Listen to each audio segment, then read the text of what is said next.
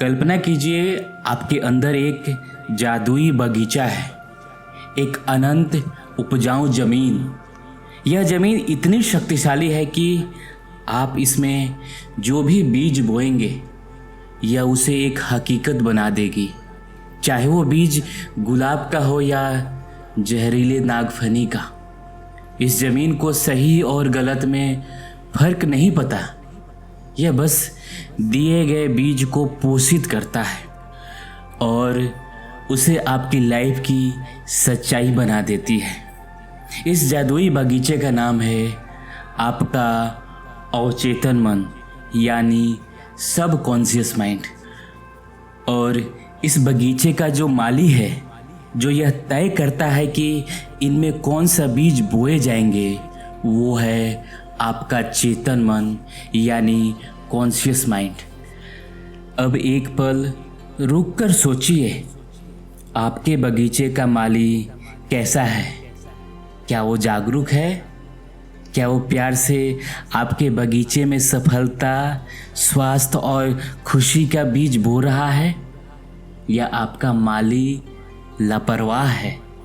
क्या उसने आपके बगीचे का दरवाज़ा खुला छोड़ दिया है ताकि कोई भी, आपके माता पिता, आपके शिक्षक, समाज, दोस्त, दुश्मन आकर उसमें अपने डर, अपनी नफरत और अपनी सीमाओं के जहरीले बीज बो सके? हम में से ज़्यादातर लोग की कहानी यही है। हमारा माली अनजान है और हमारा खूबसूरत बगीचा जंगली झाड़ियों का एक जंगल बन चुका है। हम उस बगीचे में चलते हैं और हमें हर तरफ कांटे चुभते हैं और हम सोचते हैं कि लाइफ इतनी दर्दनाक क्यों है। लेकिन क्या हो अगर मैं कहूँ कि आज आप उस लापरवाह माली को नौकरी से निकाल सकते हैं? क्या हो अगर आप खुद एक कुशल माली बनना सीख सकते हैं? क्या हो अगर आप उस जंगली बगीचे की सफाई करके उसमें अपनी पसंद के बीज बो सकते हैं? आज हम उसी कला को सीखने वाले हैं, अपने मन के बगीचे को एक जन्नत बनाने की कला।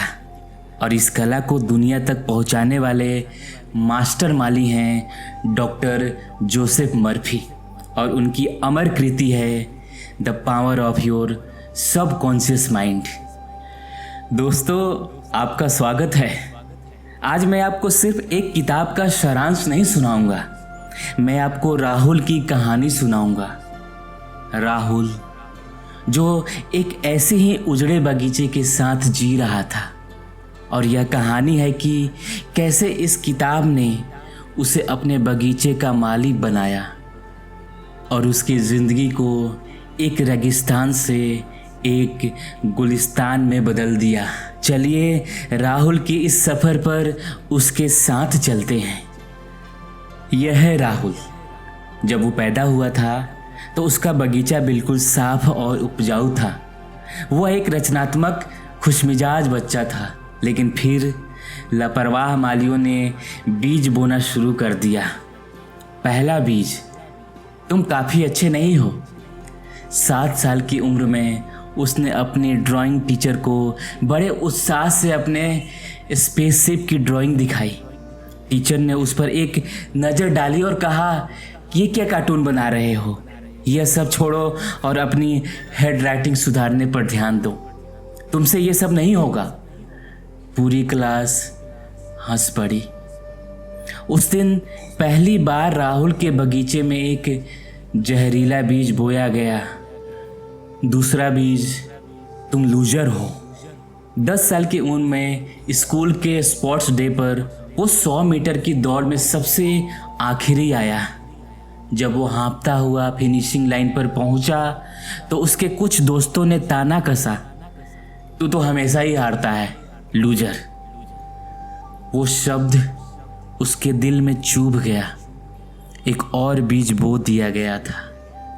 तीसरा बीज, तुम में आत्मविश्वास नहीं है।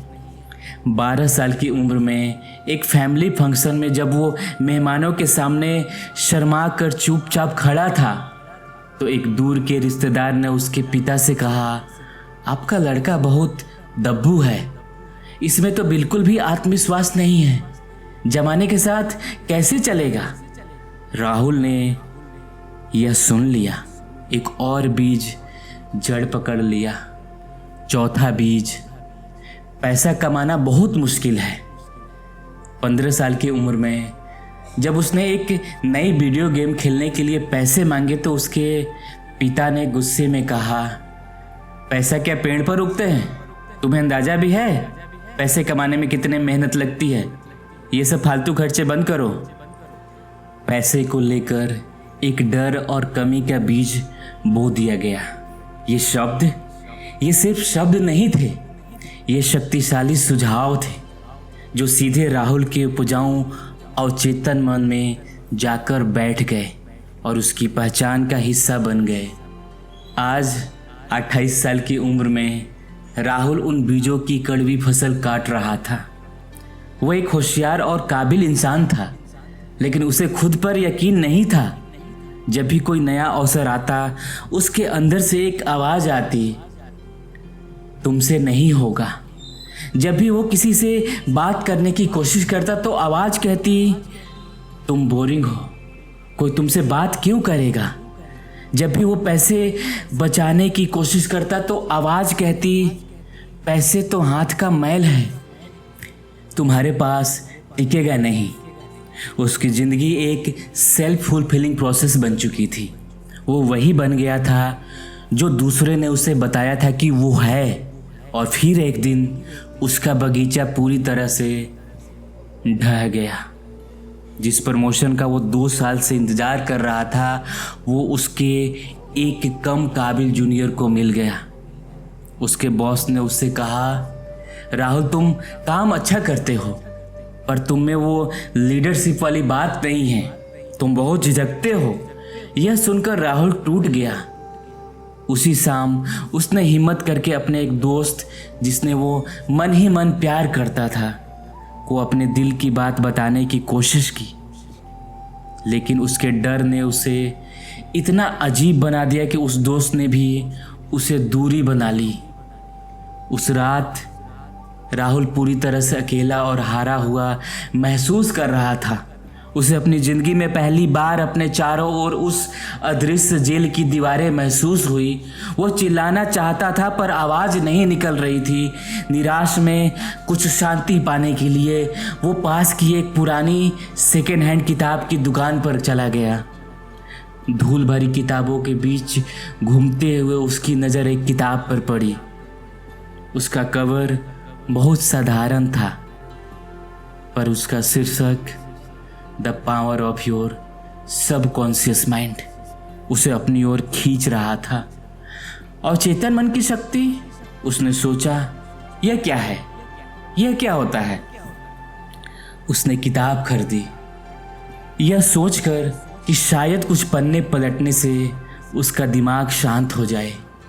उसे नहीं पता था कि वो सिर्फ एक किताब नहीं, बल्कि अपने बगीचे की सफाई करने के लिए औजारों का एक बक्सा घर ले जा रहा था।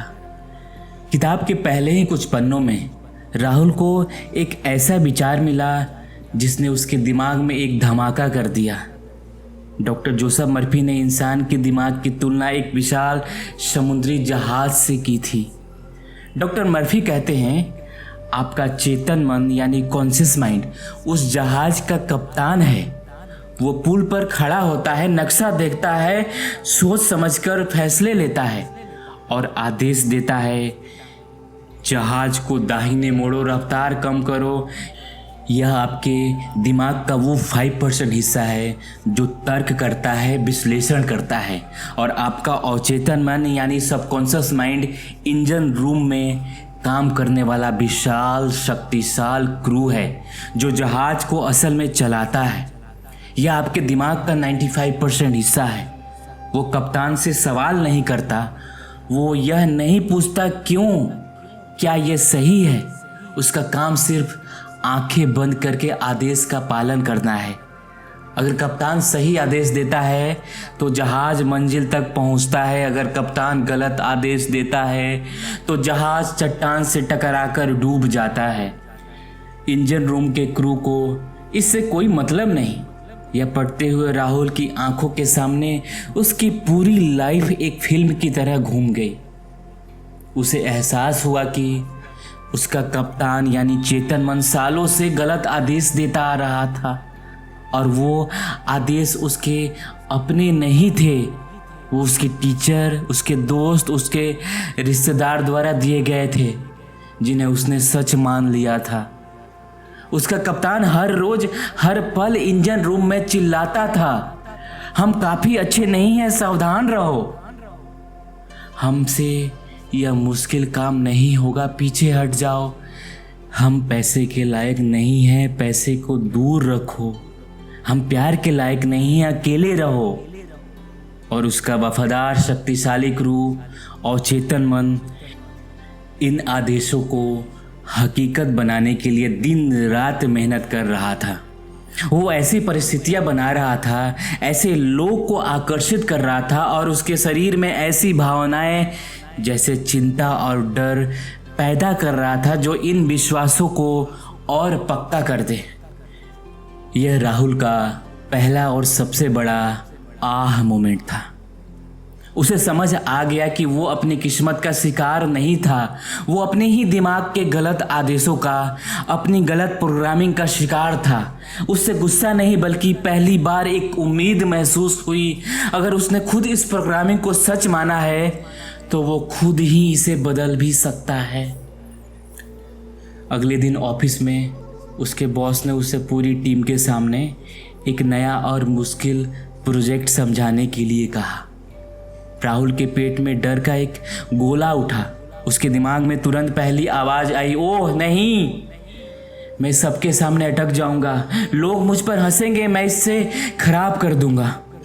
यह उसका पुराना डरा हुआ कप्तान बोल रहा था जो सालों से यह बोलता आया था। लेकिन पहली बार राहुल ने उस कप्तान को चुनौती दी। उसने अपनी आंखें एक सेकंड के लिए बंद की। उसने अपने अंदर के उस विशाल इंजन रूम की कल्पना की जो उसके आदेश का इंतजार कर रहा था और उसने एक नया स्पष्ट और दृढ़ आदेश दिया। उसने अपने मन में कहा, रुको, यह पुराने आदेश हैं, इसे रद्द करो। नया आदेश यह है कि मैं शांत हूँ, मैं फोकस्ड हूँ और मैं इस प्रोजेक्ट को बहुत स्पष्ट रूप से और आत्मविश्वास से समझाऊंगा। उसे यह कहते हुए बहुत अजीब और झूठा महसूस हुआ। उसके हाथ अभी भी कांप रहे थे, लेकिन यह उसकी पहली बगावत थी अपनी पुरानी प्रोग्रामिंग के खिलाफ। यह एक नए कप्तान का पहला कांपता हुआ आदेश था। जैसे जैसे राहुल आगे बढ़ता गया, रहस्य और भी गहरा होता गया। उसने सुझाव की शक्ति, द पावर ऑफ सजेशन के बारे में पढ़ा और उसे अपने जीवन की हर पहेली का जवाब मिलने लगा। डॉक्टर जोसेफ मर्फी ने समझाया है कि हमारा अवचेतन मन अत्यंत भोला और ग्रहणशील है। वह किसी भी सुझाव को जो उसे पूरे विश्वास और भावना के साथ दिया जाता है सच मान लेता है। उन्होंने उन सच्ची कहानियों के बारे में भी विस्तार से बताया जहां डॉक्टरों ने मरीज को पानी का इंजेक्शन देकर उसे मॉर्फिन बताया और मरीजों का दर्द सच में गायब हो गया। उन्होंने उस गायक की कहानी बताई जिसने अपने अवचेतन को आदेश देकर अपने स्टेज के डर पर काबू पाया। राहुल को एहसास हुआ कि उसकी टीचर के शब्द तुमसे नहीं होगा एक शक्तिशाली हेट्रो सजेशन, दूसरों द्वारा दिए गए सुझाव था। उस बच्चे के मन ने उसे बिना किसी सवाल के स्वीकार कर लिया था। लेकिन फिर उसने किताब का सबसे क्रांतिकारी हिस्सा पढ़ा, ऑटो सजेशन, यानी खुद को सुझाव देने की कला। डॉक्टर मर्फी कहते हैं, आप अपने दिमाग के बगीचे से जंगली झाड़ियों को सिर्फ उखाड़ नहीं सकते, क्योंकि प्रकृति को खालीपन पसंद नहीं। अगर आप वहाँ कुछ और नहीं बोएंगे तो वही जंगली झाड़ियाँ फिर से उग आएगी। आपको उनकी जगह पर नए खूबसूरत और शक्तिशाली फूलों के बीज बोने होंगे। ऑटो सजेशन वही बीज बोने की कला है। यह अपने अचेतन मन को जानबूझकर लगातार सकारात्मकता और शक्तिशाली सुझाव देने की वैज्ञानिक प्रक्रिया है। राहुल ने फैसला किया कि वो अपने बगीचे में लगे सबसे जहरीले और सबसे पुराने पेड़ मैं काफ़ी अच्छा नहीं हूँ को जड़ से उखाड़ फेंकेगा। उसने उसके ठीक विपरीत एक शक्तिशाली सकारात्मकता कथन अफर्मेशन बनाया। उसने उसे बहुत सावधानी से चुना। उसका नया सुझाव था, मैं शांत, आत्मविश्वासी, प्रेम करने योग्य और बेहद सफल हूँ। मेरा हर काम समृद्धि और अच्छाई की ओर बढ़ता है। मैं अपने जीवन में आने वाली हर अच्छी चीज़ को पूरे दिल से स्वागत करता हूँ और मैं इसके लायक हूँ। उसने इस कथन को एक छोटे कार्ड पर लिखा और अपनी जेब में रख लिया। दिन में जब भी उसे नकारात्मकता या डर महसूस होता तो उस कार्ड को पढ़ता, लेकिन असली काम रात को शुरू हुआ। उसने किताब में दी गई तकनीकों का इस्तेमाल करने का फैसला किया। राहुल ने सीखा कि अवचेतन मन से बात करने की भाषा तर्क की नहीं बल्कि भावना और विश्वास की है, और इसका सबसे अच्छा समय तब होता है जब चेतन मन शांत हो, यानी सुबह उठने के ठीक बाद और रात को सोने से ठीक पहले, जिसे सम्मोहन की अवस्था कहते हैं। उसने डॉक्टर मर्फी की वैज्ञानिक प्रार्थना की तकनीकें अपनाई। यह प्रार्थना भीख मांगने या उम्मीद करने वाली नहीं थी, यह दावा करने और महसूस करने वाली थी। तकनीक 1, द लुलबाई मेथड। हर रात नींद की उस हल्की आरामदायक अवस्था में राहुल अपने उस सकारात्मक कथन को एक लोरी की तरह धीरे धीरे, शांति से और गहरी भावना के साथ दोहराता। मैं शांत हूँ, आत्मविश्वासी हूँ, सफल हूँ। मैं इन शब्दों के पीछे की भावना को महसूस करने की कोशिश करता। शुरू के कुछ दिन उसका तार्किक मन उस पर हंसा, ये क्या बचकाना काम कर रहे हो, लेकिन राहुल लगा रहा। Technique 2, the mental movie method. उसने अपनी सफलता की एक छोटी 10 सेकेंड की मानसिक फिल्म बनाई। उसने कल्पना की कि उसकी प्रमोशन हो गई है, उसका बॉस उससे हाथ मिला रहा है और कह रहा है, हमें तुम पर गर्व है। राहुल उसने अपनी दोस्त की कल्पना में देखा जो उसे देखकर मुस्कुरा रही थी। वह इस फिल्म को बार बार अपने दिमाग में चलाता, उसमें रंग, आवाज़ और सबसे ज़रूरी खुशी और संतुष्टि की भावना भरता। डॉक्टर मर्फी कहते हैं कि भावना ही रहस्य है, फीलिंग इज़ द सीक्रेट। बिना भावना के विचार एक ऐसी बीज है जिसमें जान नहीं है। तकनीक 3, द थैंक यू मेथड। यह सबसे शक्तिशाली तकनीकों में से एक थी। राहुल अपनी सफलता के लिए पहले से ही धन्यवाद देने लगा। सोने से पहले वो उस प्रमोशन के लिए, उस खुशी के लिए, उस आत्मविश्वास के लिए कृतज्ञता महसूस करता जैसे कि वो उसे पहले ही मिल चुकी हो। वो कहता, मेरे अद्भुत जीवन और मेरी सफलताओं के लिए धन्यवाद। यह विश्वास का चरम था। यह उस माली की तरह था जो बीज बोने के बाद यह विश्वास रखता है कि फूल जरूर खिलेगा। यह आसान नहीं था। उसका पुराना जज बार बार उसे टोकता, लेकिन राहुल लगा रहा। वह हर रोज बिना चुके अपने बगीचे में नए बीज बोता रहा। कुछ हफ्तों की इस निरंतर मानसिक प्रैक्टिस के बाद राहुल की ज़िंदगी में वो बड़ा दिन आया। उसके बॉस ने उसे एक बहुत ज़रूरी क्लाइंट के सामने कंपनी का नया प्रोजेक्ट प्रस्तुत करने के लिए चुना। पुराना राहुल शायद बीमार होने का बहाना बना लेता या चिंता में रात भर सो नहीं पाता और प्रेजेंटेशन खराब कर देता, लेकिन आज का राहुल अलग था। हाँ, उसे डर लग रहा था, उसके हाथ ठंडे पड़ रहे थे, दिल तेजी से धड़क रहा था, लेकिन अब उसके पास उस डर से लड़ने का औजार थे। मीटिंग रूम में घुसने से पहले वो वॉशरूम गया। उसने आईने में अपनी आंखें मिलाई, आंखों में देखा और 5 मिनट तक अपना अफर्मेशन दोहराया, मैं शांत, आत्मविश्वासी और सफल हूँ। उसने अपनी सफल मानसिक फिल्म को फिर से देखा। क्लाइंट मुस्कुरा रहे हैं, लोग तालियां बजा रहे हैं। उसने उस जीत के लिए पहले ही धन्यवाद दिया। वो मीटिंग रूम में गया। जब उसने बोलना शुरू किया तो उसकी आवाज़ पहली लाइन में थोड़ी कांपी, लेकिन उसने एक गहरी सांस ली और अपने एक नए कप्तान को कंट्रोल लेने दिया। उसने अपने अवचेतन को आदेश दिया, तुम शांत और शक्तिशाली हो। और फिर एक चमत्कार हुआ। शब्द आसानी से निकलने लगे। उसके चेहरे पर एक आत्मविश्वास भरी मुस्कान आ गई। उसने सिर्फ फैक्ट्स नहीं बताए, उसने एक कहानी सुनाई। उसने क्लाइंट के साथ एक कनेक्शन बनाया। मीटिंग के बाद क्लाइंट्स ने खड़े होकर तालियां बजाई। उसके बॉस ने उसके कंधे पर हाथ रखकर कहा, इनक्रेडिबल राहुल, इनक्रेडिबल। मुझे नहीं पता था कि तुमने अंदर एक इतना शानदार प्रेजेंटर छिपा हुआ है। उस दिन राहुल को अपनी पहली बड़ी जीत मिली। यह एक बाहरी जीत से ज़्यादा एक आंतरिक जीत थी। उसे पहली बार अपने अवचेतन मन यानी सबकॉन्शियस माइंड की असीमित शक्ति का सबूत मिला था। उसने इसी सिद्धांत को अपनी आर्थिक जिंदगी पर भी लागू किया। उसने पैसा कमाना मुश्किल है कि बीज को निकालकर दौलत और समृद्धि मेरे जीवन में स्वतंत्र रूप से लगातार बह रही है कि बीज का बोना शुरू किया। उसने पैसे के बारे में चिंता करना छोड़ दिया। उसने अपनी मेहनत और अच्छे काम का एक स्वाभाविक परिणाम मानना शुरू कर दिया। कुछ ही महीनों में उसे एक अप्रत्याशित बोनस मिला और निवेश के लिए एक नए अवसर दिखने लगे जो पहले उसे कभी नहीं दिखाई दे रहा था।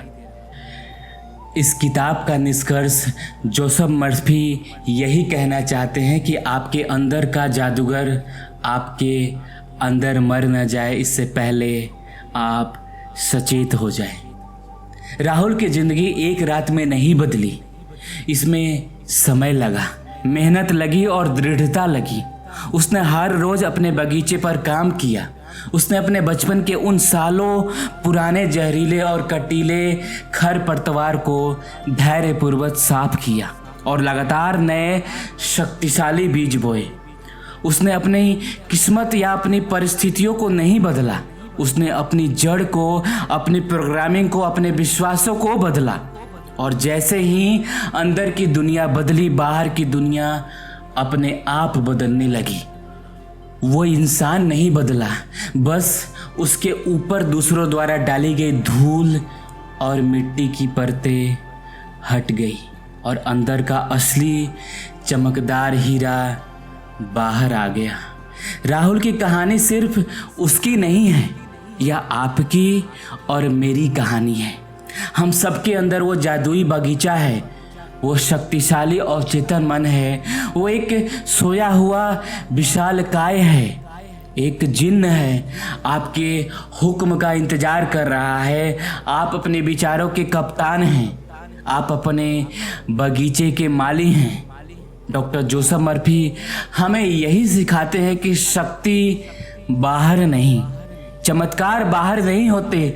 असली जादूगर आपके दिमाग के अंदर छिपा है, आपके आदेश की प्रतीक्षा कर रहा है।